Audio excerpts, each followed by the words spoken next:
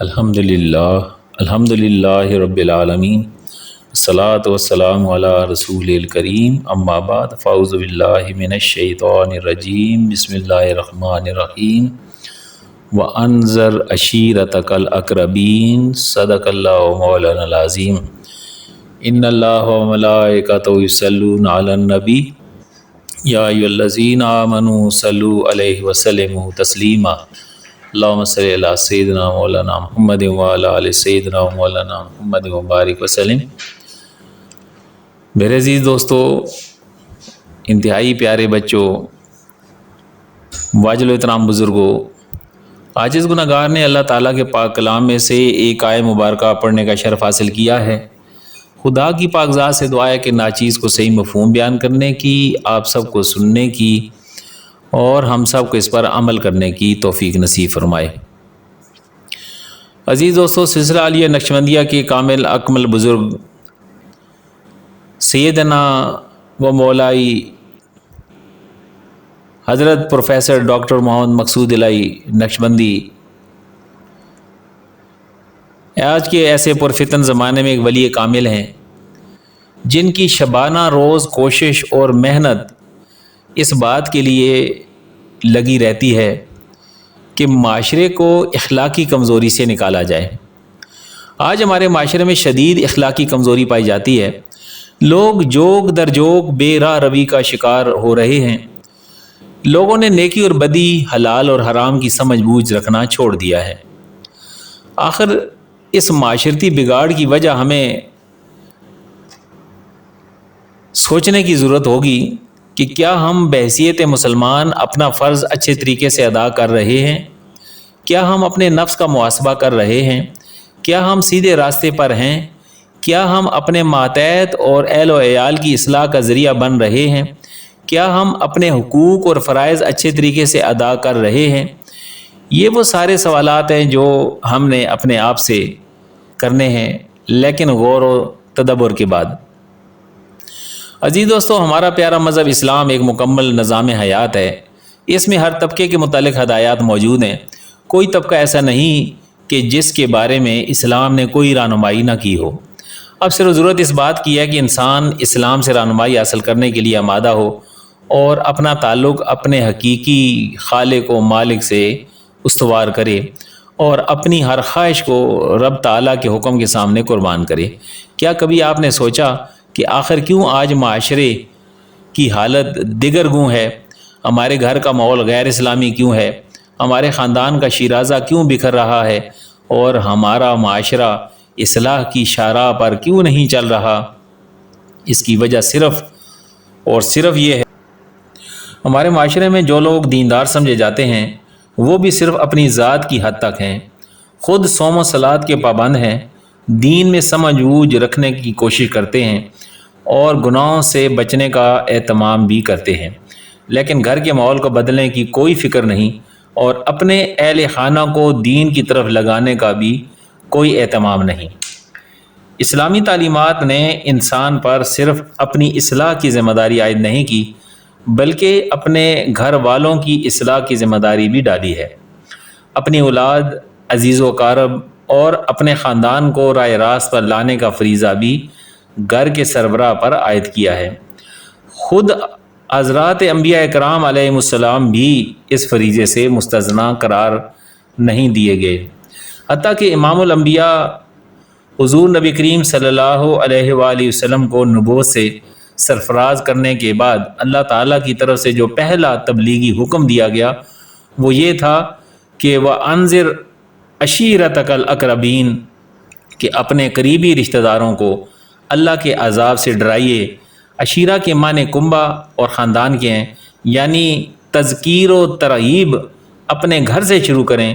چنانچہ اسی حکم کی تعمیل میں جناب رسول کریم صلی اللہ علیہ وآلہ وسلم نے اپنے عزیز و اقارب اور اپنے خاندان کو کھانے پر جمع کیا اور خطبہ ارشاد فرمایا۔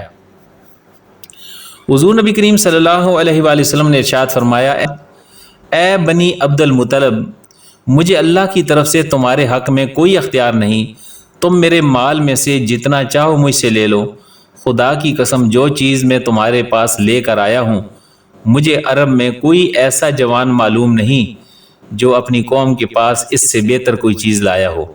میں تمہارے پاس دنیا اور آخرت کی بھلائی لایا ہوں، اور مجھے اللہ نے حکم دیا ہے کہ تم کو اس کی طرف دعوت دوں۔ تم میں سے کون ہے جو اس کام میں میرے ساتھ میرے ہاتھ مضبوط کرے اور اس کے نتیجے میں میرا بھائی بن جائے؟ اسی طرح ایک دوسری آیت مبارکہ میں اللہ رب کریم نے مومنین سے خطاب کے ذریعے اسی بات کی تنبیہ فرمائی کہ چنانچہ اللہ رب کریم نے فرمایا یا ایھا الذین آمنوا قوا انفسکم واہلیکم نارا، کہ بچاؤ اے ایمان والے لوگوں، بچاؤ اپنے آپ کو اور اپنے اہل خانہ کو جہنم کی آگ سے۔ اس آیت کریمہ کی تشریح کرتے ہوئے مفسرین کرام فرماتے ہیں لفظ اہلی قوم میں اہل و عیال جن میں بیوی، اولاد، باندیاں، غلام سب داخل ہیں، اور بعید نہیں کہ ہمہ وقتی نوکر، چاکر، خادم بھی غلام اور باندیوں کے حکم میں ہوں۔ اس آیت میں گھر کے سربراہ کو حکم دیا جا رہا ہے کہ خود بھی دوزخ کے عذاب سے بچے، اور جو لوگ اس کی تربیت اور کفالت اور ماتحتی میں رہتے ہیں ان کو بھی عذاب سے بچائے۔ چنانچہ یہ آیت نازل ہوئی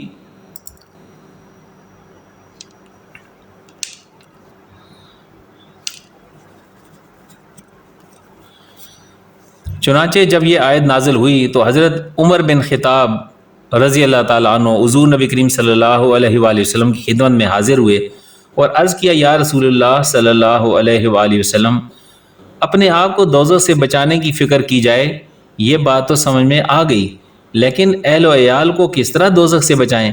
آپ صلی اللہ علیہ وآلہ وسلم نے ارشاد فرمایا اپنے اہل و عیال کو دوزخ سے بچانے کا طریقہ یہ ہے کہ اللہ تعالیٰ نے آپ کو جن کاموں کے کرنے کا حکم دیا ہے تم بھی ان کاموں کے کرنے کا اپنے اہل و عیال کو حکم دو، اور جن کاموں سے اللہ تعالیٰ نے منع فرمایا ہے تم بھی ان کاموں سے اپنے اہل و عیال کو منع کر دو۔ یہ عمل ان کو دوزخ کی آگ سے بچا سکے گا۔ فقہاء کرام فرماتے ہیں کہ یہ آیت ہر انسان پر ایک فرض عائد کرتی ہے کہ وہ اپنی بیوی اور اولاد کو فرائض شریعہ اور حلال و حرام کے احکام کی تعلیم دیں اور اس پر عمل کرانے کی عملی کوشش کریں۔ حدیث مبارکہ میں آتا ہے کہ حضور نبی کریم صلی اللہ علیہ وآلہ وسلم نے ارشاد فرمایا انسان کا اپنی اولاد کو ادب سکھانا ایک سا غلہ صدقہ کرنے سے بہتر ہے۔ نیز فرمایا کہ کسی باپ نے اپنے بچے کو اچھے ادب سے بڑھ کر کوئی ہدیہ نہیں دیا۔ اس حدیث مبارکہ کو مشکات شریف نے نقل فرمایا ہے۔ ان دونوں حدیث میں آپ صلی اللہ علیہ وآلہ وسلم نے اولاد کی تعلیم و تربیت پر کتنا زور دیا، ان کی تعلیم و تربیت اور ادب سکھانے کو صدقہ کرنے سے افضل قرار دیا ہے۔ جب اولاد کی تربیت اچھی ہوگی تو ظاہر ہے کہ وہ والدین کے لیے سکون قلب اور نیک نامی کا باعث بنے گی۔ بعض ہمارے دوست یہ عذر پیش کرتے ہیں کہ ہم نے بہت کوشش کی اپنے گھر کے ماحول کو درست کرنے کی اور اپنی اولاد کو اچھی تربیت دینے کی، لیکن آنے کی ہوائی ایسی چل پڑی ہے کہ اولاد ہماری واعظ و نصیحت کا کوئی اثر لینے کو تیار نہیں اور نہ ہی ہماری بات پر کان دھرنے کو تیار ہے۔ تو اس میں ہمارا کیا قصور ہے؟ لیکن یہ خیال محض ایک دھوکہ ہے۔ حقیقت کچھ بھی ہو، سوال یہ ہے کہ آپ نے کتنی کوشش کی ہے، کتنے اضطراب اور سوز دل کے ساتھ ان کو سمجھانے کی کوشش کی ہے۔ آپ کی اولاد اگر جسمانی طور پر بیماری میں مبتلا ہو جائے یا خدا نہ کرے آگ میں چھلانگ لگانے کی خواہش ظاہر کرے تو اس وقت آپ اپنے دل میں کتنی تڑپ محسوس کریں گے، اور یہ تڑپ آپ کو کیسے کیسے مشکل ترین مراحل سے گزرنے پر مجبور کرے گی۔ لیکن یہ سب کچھ سہ لینے کا آپ میں حوصلہ موجود ہوگا اور آپ بےتاب ہوں گے کہ کب یہ گھڑی آئے کہ میں اپنے بیٹے کو صحت و عافیت کے ساتھ دیکھوں اور یہ مشکل وقت ہم سے ٹلے۔ سوال یہ ہے کہ آپ نے کبھی اپنے بیٹے کو گناہوں کی چکی میں پستے دیکھ کر اس قدر پریشانی اٹھائی، اتنی تڑپ محسوس کی جتنی اس کی بیماری کی حالت میں محسوس کی تھی؟ اگر آپ نے اس قدر کوشش کر ڈالی ہے اور اتنی تڑپ محسوس کی ہے تو بلا شبہ آپ نے اپنا فرض بجا طور پر ادا کر دیا ہے اور آپ کی کوشش کو قدر کی نگاہ سے دیکھا جائے گا۔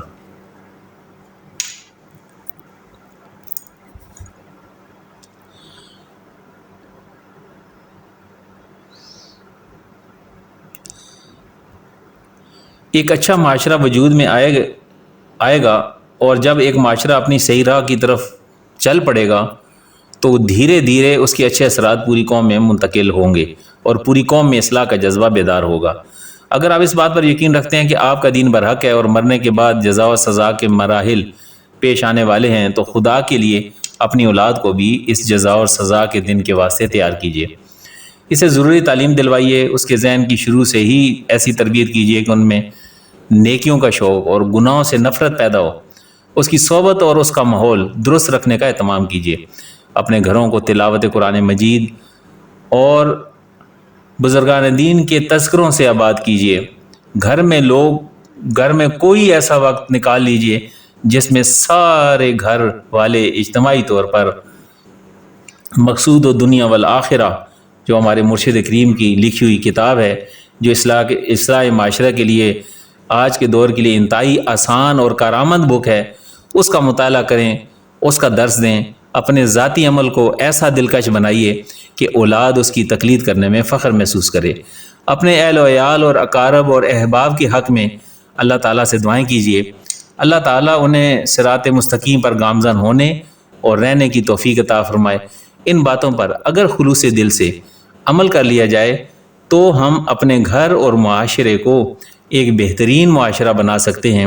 اللہ تعالیٰ نے آپ کو سربراہ بنایا ہے، تو آپ کو بھی چاہیے کہ اپنے اہل و عیال اور اولاد کے لیے اچھی راہ کا انتخاب کرتے ہوئے انہیں اچھی راہ پر گامزن کریں۔ اللہ تعالیٰ ہم سب کو اپنے اہل و عیال اور معاشرے کی اصلاح کی توفیق نصیب فرمائے۔ السلام علیکم ورحمۃ اللہ وبرکاتہ۔ وما علینا الا البلاغ المبین۔ صدق اللہ العظیم۔